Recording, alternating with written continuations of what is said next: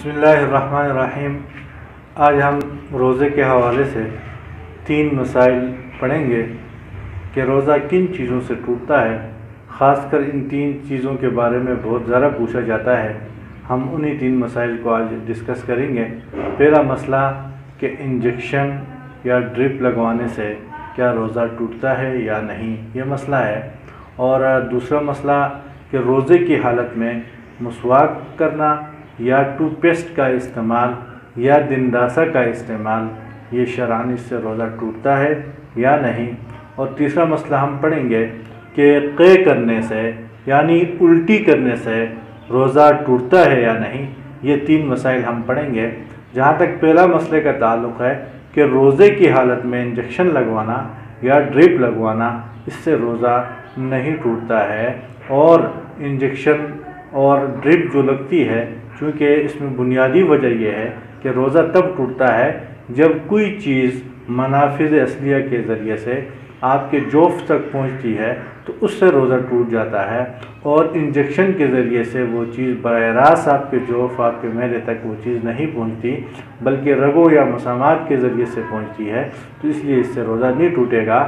اور جہاں تک ڈرپ کا تعلق ہے تو ڈرپ کا استعمال کرنے سے بھی آپ کا روزہ نہیں ٹوٹے گا، لیکن اس میں یہ احتیاط بہرحال کرنی چاہیے کہ ایسا ڈرپ جو صرف اس مقصد کے لیے استعمال کیا جاتا ہو کہ اس سے بندے کو بھوک نہ لگے یا اس سے بندہ روزے کا مقابلہ کر سکے، تو ایسا ڈرپ لگانا اس سے بچنا چاہیے۔ اس طرح کا ڈرپ لگانا بہتر نہیں ہے، لیکن عموماً جو بیماری کی وجہ سے جو ڈرپ لگائے جاتے ہیں اس سے روزہ نہیں ٹوٹتا ہے، اور آپ بیماری کی وجہ سے روزے کی حالت میں یہ ڈرپ لگوا سکتے ہیں۔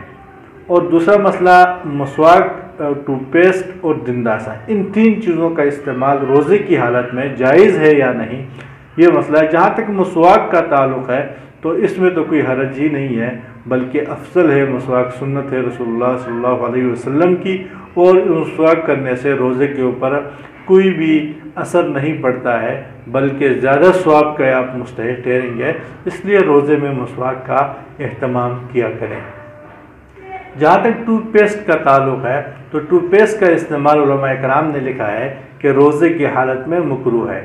اس کی وجہ یہ ہے کہ ٹوتھ پیسٹ کے اندر ذرات ہوتے ہیں، اس کا ایک ذائقہ ہوتا ہے، اس وجہ سے ممکن ہے کہ آپ ٹوتھ پیسٹ استعمال کر رہے ہوں تو اس کے ذرات آپ کے گلے میں، آپ کے حلق سے اتر جائے، تو جب آپ کے حلق سے اس کے ذرات اتر جائیں گے تو آپ کا روزہ تو ظاہر ہے کہ فاسد ہو جائے گا۔ اس لیے اس کا استعمال روزے کی حالت میں بہرحال بہتر نہیں ہے، اور یہ اسی وجہ سے بہتر نہیں ہے کہ ممکن ہے کہ آپ کے حلق میں کوئی چیز چلی جائے، اس کا ذائقہ چلا جائے اور اس سے آپ کا روزہ فاسد ہو سکتا ہے۔ اور تیسری چیز دنداسہ ہے۔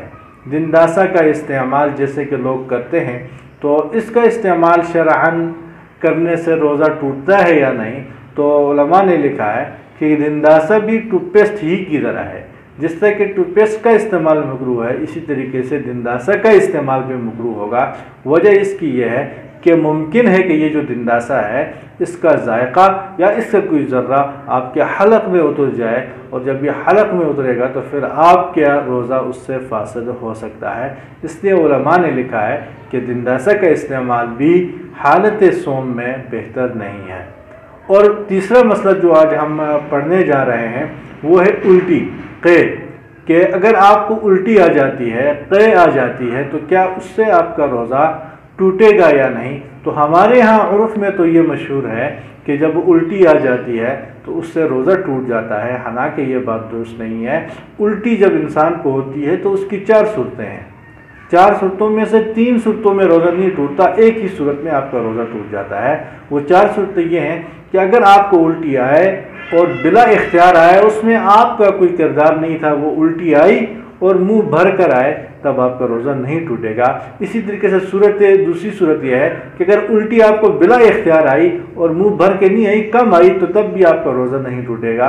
اور تیسری صورت یہ ہے کہ آپ نے قصداً الٹی کرنے کی کوشش کی یا کوئی ایسی چیز استعمال کی جس سے آپ کو الٹی آنے لگے، تو اب کیا ہوگا؟ اگر منہ بھر کے نہیں آئی تو پھر بھی آپ کا روزہ نہیں ٹوٹے گا، لیکن اگر آپ نے الٹی کی اور قصدن کی، آپ نے اپنا کوئی سبب استعمال کیا، کوئی ذریعہ استعمال کیا الٹی آنے کا، اور اس سے آپ کو الٹی آ گئی، اور وہ الٹی بھی ایسی آئی کہ منہ بھر کے آئی ہے، تو اس سے آپ کا روزہ فاسد ہو جائے گا۔